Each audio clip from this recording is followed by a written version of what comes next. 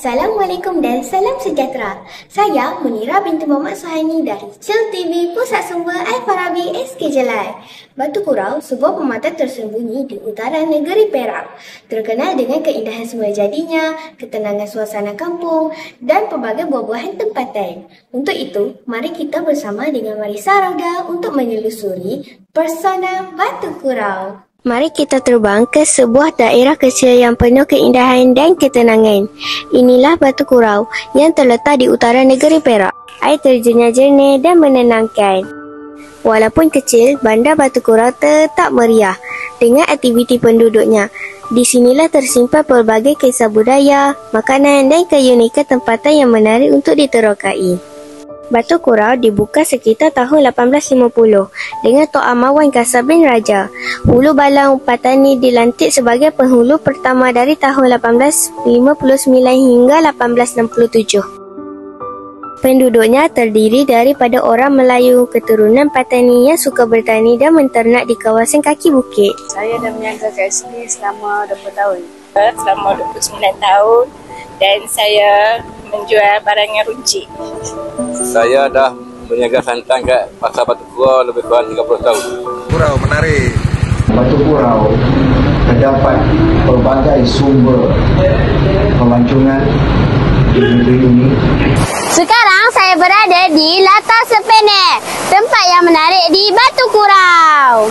Latar Sempeneh terletak di dalam hutan yang asli, memberikan anda pemandangan alam semula jadi yang menakjubkan.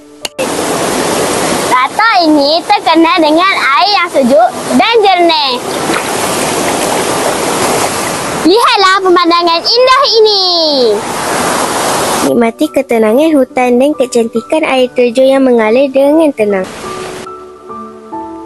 Sekarang kita berada di Sempeneh Riverfront Chelek.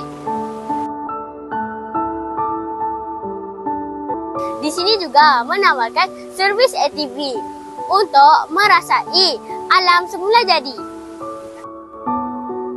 Bagi yang sukakan aktiviti luar, Lubuk Tengah Sepulon menawarkan pengalaman berkonsepkan campsite. Juga kita boleh berkemping. Di sini, pengunjung boleh berkemah, memasang unggun api dan menikmati pemandangan sungai yang indah. Waktu malam, bunyi air sungai dan cengkerik menjadikan suasana begitu istimewa. Chelek-chelek ini terletak di tengah-tengah alam semula jadi, jauh dari kesibukan kota. Selain air terjun, Batu Kurau juga terkenal dengan Gunung Kurau. Gunung Kurau berdiri megah menghiasi lanskap Batu Kurau. Dari jauh, gunung ini kelihatan tenang. Tetapi di sebaliknya, tersembunyi pelbagai keindahan yang menanti untuk diterokai. Di kaki Gunung Kurau pula, tersimpan satu lagi tarikan, iaitu kedai-kedai makanan tempatan. Ada nasi lemak, laksa, mi bandung dan pelbagai kuih tradisional yang pasti membuatkan sesiapa pun teringat untuk datang lagi. Setiap minggu, ada satu hari yang paling dinantikan oleh penduduk Batu Kurau. Jom ke Pasar Minggu Batu Kurau yang dikenali sebagai Pekan Selasa. Jom! Di sinilah orang kampung berkumpul, membeli belah, bertukar cerita dan menikmati suasana yang meriah. Dari sayur segar hingga ikan sungai, semuanya boleh didapati di sini. Dalam kesempatan ini, kami berpeluang menemu ramah seorang tokoh pendidikan, iaitu Datuk Haji Mat Lazim bin Idris. Datuk memilih Batu Kurau untuk tempat tinggal selepas bersara.